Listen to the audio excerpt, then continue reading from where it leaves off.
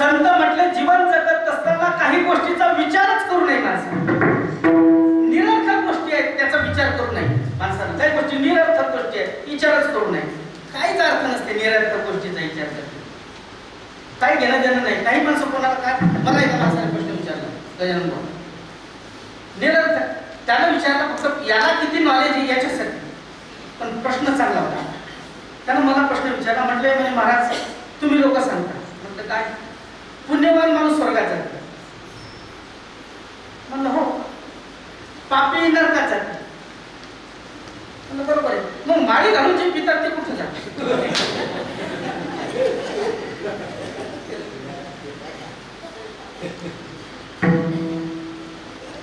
नरकाच्या खाली एक जागा आहे. त्याला असेल कोणाला माहित त्याला सांगतो. त्याला निकोत म्हणतात. निकोत.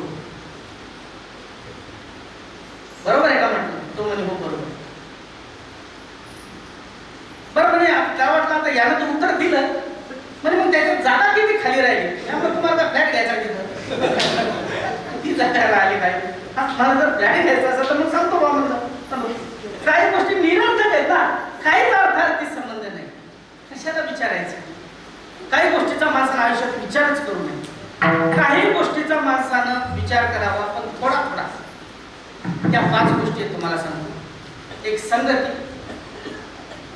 दुसरी संतती, तिसरी संपत्ती आणि प्रकृती. संगती, संपत्ती, संतती आणि प्रकृती या गोष्टीचा माणसानं थोडा थोडा विचार करावा. आपल्या शरीराला काय सहन होते तेच खाल्लं पाहिजे का नाही? मग ते का दुसऱ्याला सांगायचं? त्याचा विचार ज्याने त्याने करावा का न करावा? वरण खाल्ल्यानंतर, पोहे खाल्ल्यानंतर, तेलकट खाल्ल्यानंतर ऍसिडिटी वाढते. याचा विचार कोण करायचा? शेजारी नाही का आपण खाणार आहे विचार. काही गोष्टीचा माणसानं स्वतः विचार केला पाहिजे. थोडा थोडा विचार करावा. आणि काही गोष्टीचा जीवनामध्ये नेहमी माणसाने विचार करावा. कोणत्या गोष्टीचा विचार करावा? अभंगाच्या पहिल्या चरणात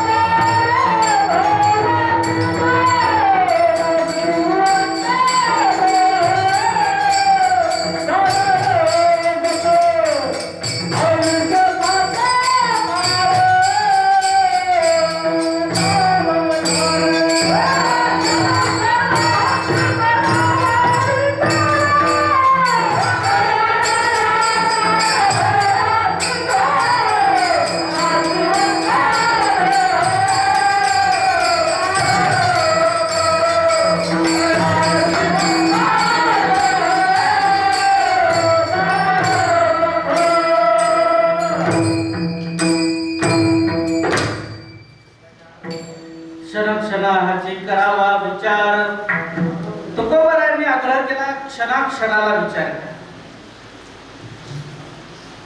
काही माणसं म्हणतात विचार करू पण नंतर करू. विचार हा वेळेतच केलेला चांगला असतो. म्हणून संतांचा आग्रह आहे क्षणाक्षणाला करा. वेळेत कसा विचार करायचा? एका माणसाने एका नवरदेवाला मुलगी दाखवली. मुलगी पाहून आल्यानंतर त्या माणसाने विचारलं मुलगी पसंत आहे का? नवरदेवाला सांगितलं मी विचार करून सांगतो. त्या वर्षी त्यानं सांगितलंच नाही आणि दुसऱ्या वर्षी ज्यानं मुलगी दाखवली होती त्याला फोन करून सांगितलं अहो ती मुलगी माझ्या पसंत आहे. त्या माणसाला सांगितलं तिला मुलगाच आहे.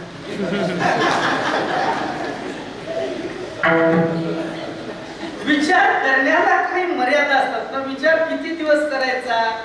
संतांचा आग्रह तो काय क्षणाक्षणाला करा, सारासार विचार करा, उठा उठी. संतांचे शब्द आहे, संतांची भाषा आहे. क्षणोक्षणाला विचार करावा. कशाचा विचार करायचा? महाराज म्हटले तरावया पार भवसिंधू. भवसागर तुम्हाला तरुण जायचं आहे आणि भवसागर तेच तरले, येथे एकच लीला तरले जे सर्व भावे मज. ज्यांनी परमेश्वराचं नामस्मरण केलं ना भवतरावया उत्तम नाव भिजवणे दीपावा अंग काय. सागर करण्यासाठी नाव, पण भवसागर करण्यासाठी देवाचं नाव आहे. जर देवाचं नामस्मरण करणे हा जीवनातला मुख्य विचार आहे. जीवनासार निर्गुणे सार, सारा सार विचार हरिपाठ. परमेश्वराचं नामस्मरण करणे हा विचार माणसाने फार करावा, जरूर करावा. फायदा काय होतो? एक उदाहरण सांगतो मी तुम्हाला. अगोदर ज्या माणसाचं नाव सांगितलं त्याच माणसाच्या जीवनातलं एक उदाहरण सांगतो.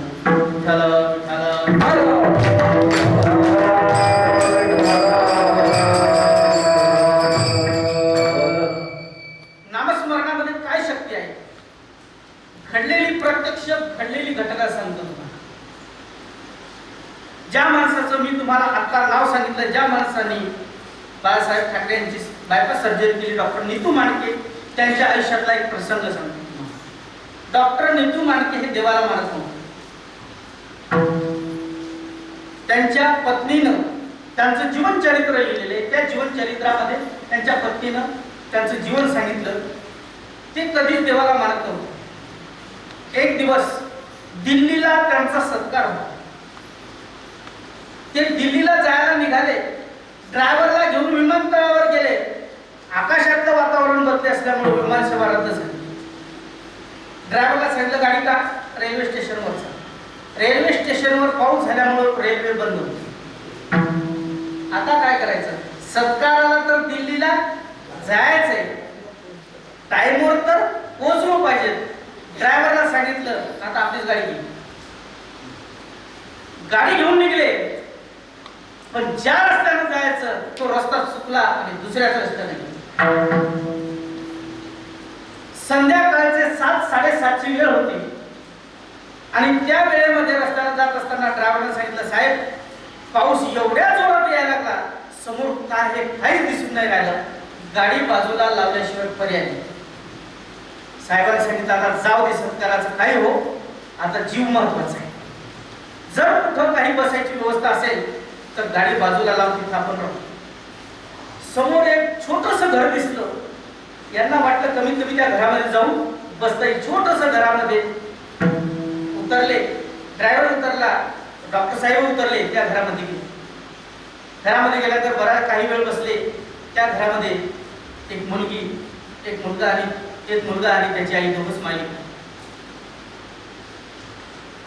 त्या ठिकाणी गेल्यानंतर डॉक्टर काही वेळ बसले. ती बाई त्याच्या सोबत बसली. कोण होते? ओळख कोणाचीच नव्हती. देवाऱ्यावर ती बाई गेली, दिवा लावला, देवाची आरती केली आणि आरती केल्यानंतर प्रसाद घेऊन डॉक्टर साहेबांकडे आली. म्हणले साहेब घ्या प्रसाद. त्यांनी प्रसाद घेतला, पण ते म्हटले बाई मी देवाला वगैरे काही मानत. ती म्हणले माना घरना का मानू, मला काही त्याचं नाही, पण प्रसाद घ्या. प्रसाद घेतला, त्यांनी प्रसाद खाल्ला. खाल्ल्याच्या नंतर आता बसले होते, रिकामे होते ना, मग काय करायचं? डॉक्टरने त्या बाईला प्रश्न विचारला. म्हटले बाई तुम्ही हे देवाची आराधना, देवाची पूजा वगैरे हे करता, हे सगळं अंदाज करताय, हे कशा